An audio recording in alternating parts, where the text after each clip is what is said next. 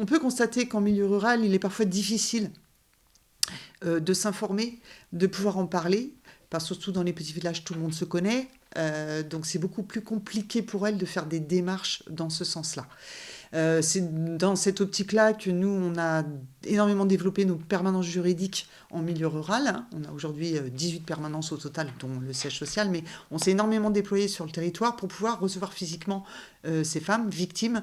Et on se rend compte quand on ouvre une permanence juridique en milieu rural, eh bien, on a des victimes qui viennent nous voir, qui ne seraient jamais venues nous voir sur La Roche-sur-Yon ou ailleurs. Donc, il est vraiment important d'être auprès de ces femmes-là pour qu'elles puissent obtenir l'information. Parce que, autant dans une grande ville comme La Roche-sur-Yon, c'est assez facile de s'y déplacer et de pouvoir avoir affaire aux structures concernées.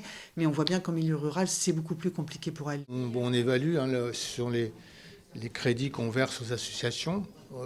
Donc c'est 1 500 000 en Vendée. Donc c'est l'aide directe aux associations. Donc c'est assez considérable. Je ne parle pas du financement des postes de fonctionnaires, notamment de gendarmes et de policiers. Donc c'est quand même considérable. C'est plus 11% cette année par rapport à 2024. Et là, bon, on va voir ce que va donner le budget, mais il n'y a pas du tout de diminution prévue.